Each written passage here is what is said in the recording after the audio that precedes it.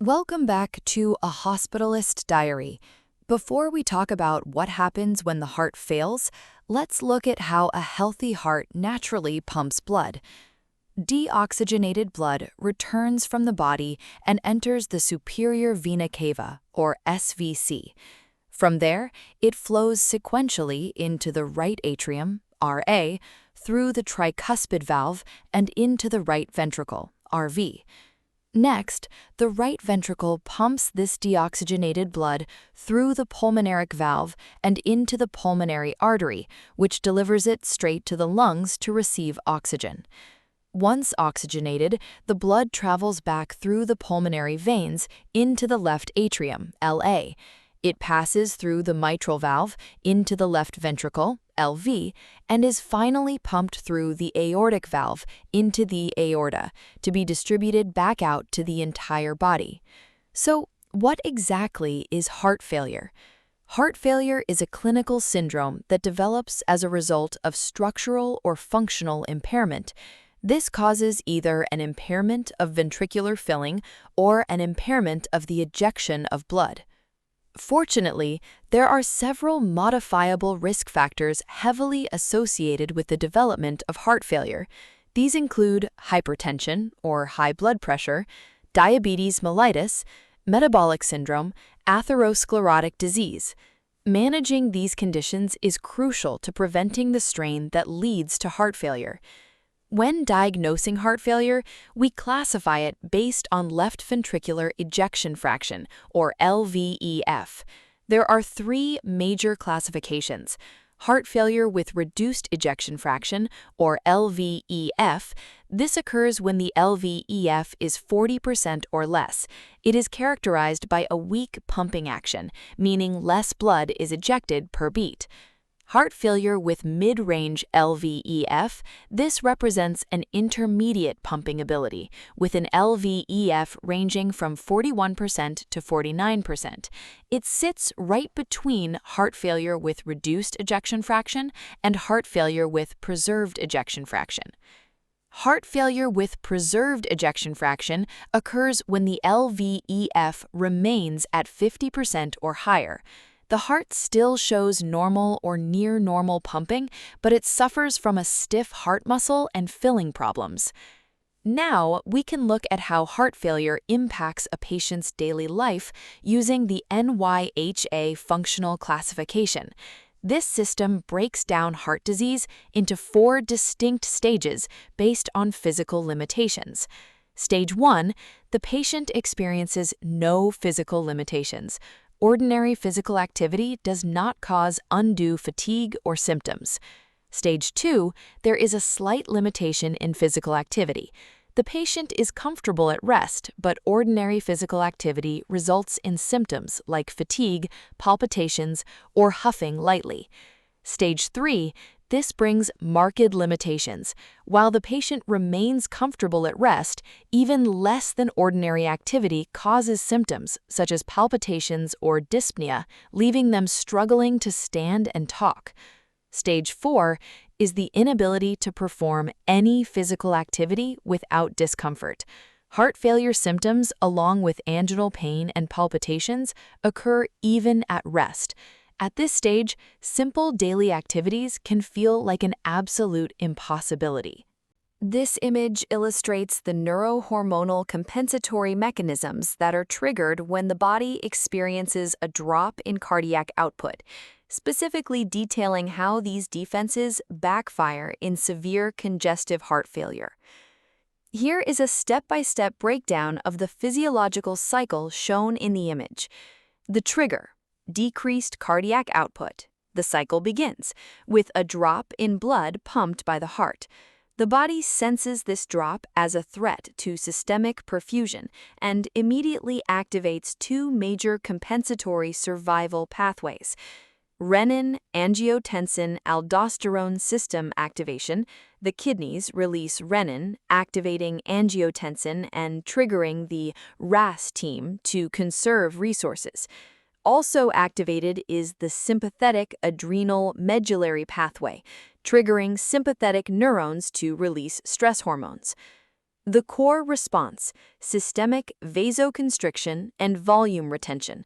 Both the RAS and sympathetic nervous system pathways converge on the core mechanism of the body trying to artificially stamp up blood pressure. Increased constriction, systemic vasoconstriction, blood vessels narrow to squeeze blood back toward vital organs. Increased fluid, volume retention. The kidneys hold on to water and salt to boost total blood volume. The downward spiral in severe CHF. While these mechanisms are designed to help a healthy heart during acute blood loss or dehydration, they create a destructive loop in a failing heart. The left path, failed preload compensation. Normally, an increase in fluid increases venous return and preload. In a healthy heart, stretching the muscle allows it to pump harder to clear the volume, the Frank-Starling law. However, as noted, in severe CHF, the Frank-Starling effect fails. The heart is too weak to handle the extra fluid, leading to a dangerous backup.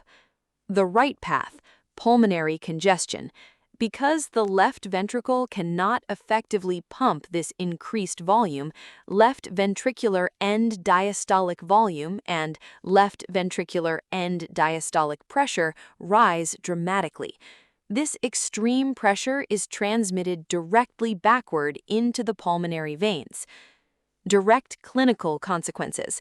As pressure builds up in the pulmonary vessels, fluid leaks into the lung tissue. This directly causes the classic clinical symptoms of left-sided heart failure pictured at the bottom right: dyspnea, shortness of breath, coughing, pulmonary congestion, and fluid accumulation. The key takeaway: the very mechanisms the body uses to save itself from low cardiac output by retaining fluid and clamping down vessels actually overload the failing heart, creating a vicious cycle that drives fluid straight into the lungs. Before we talk about failure, we need to understand how a normal heart works. This is where the Frank-Starling law comes in. Think of the heart muscle cells, the myocytes, as rubber bands. Refer to image for this analogy.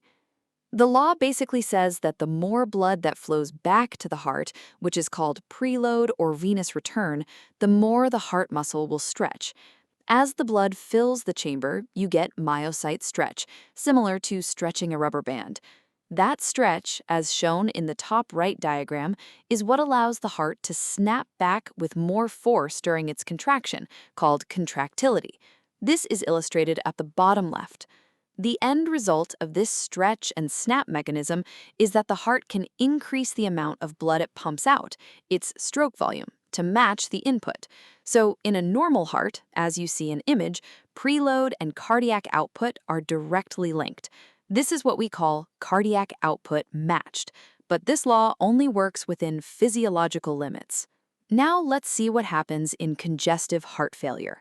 This image shows the critical difference. On the left, in a normal, functional heart, you have an optimal stretch that leads to a strong contraction and an increase in cardiac output, which is the upward slope on that graph.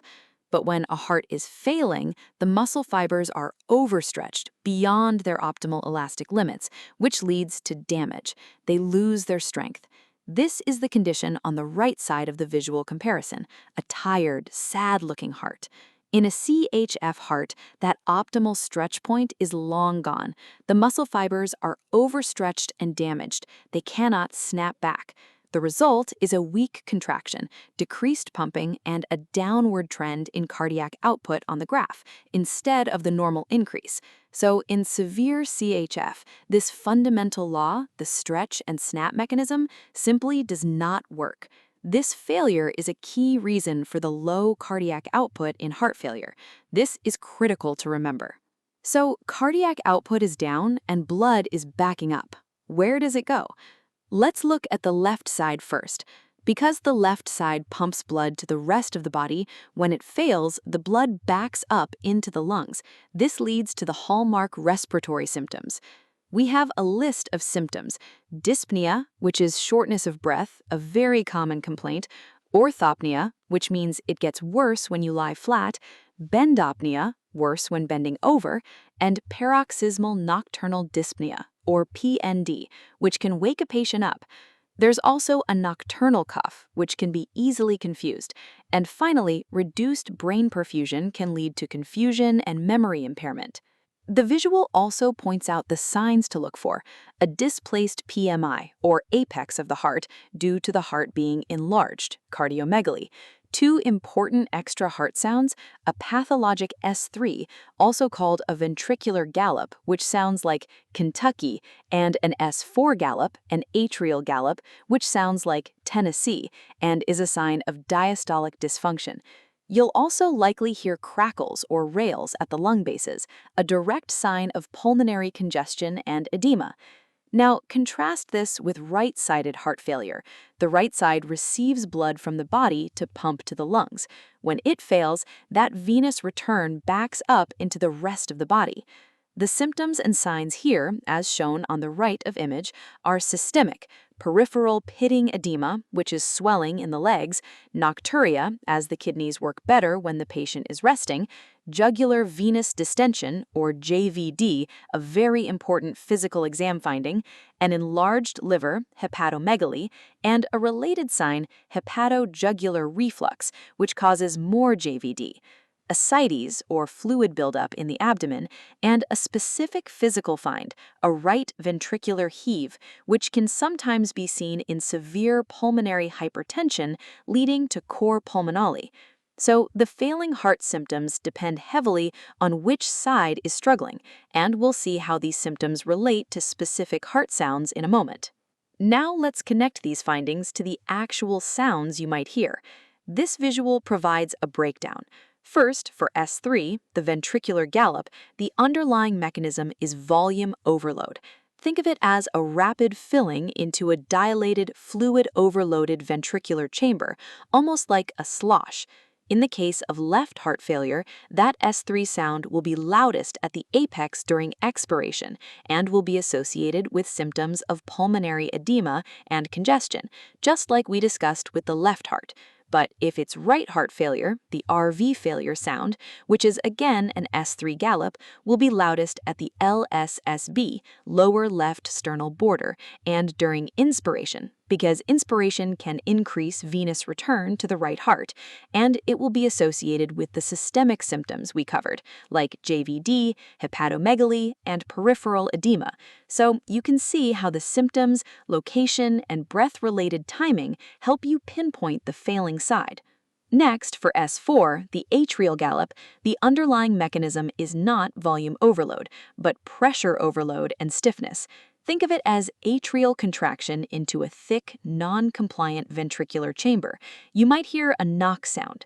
Just like with S3, the presentation varies. If it's left ventricular stiffness, you'll hear the S4 loudest at the apex during expiration, but for right ventricular stiffness, you'll hear the sound loudest at the LSSB during inspiration. This visual clarifies that this RVS4 is frequently seen in severe pulmonary hypertension, or cor pulmonale, another term we introduced in our discussion about symptoms and signs. So this guide shows that where you hear the extra sound, when you hear it in the breathing cycle, and the types of symptoms it's associated with can all lead you to the correct part of the heart and the specific type of heart failure.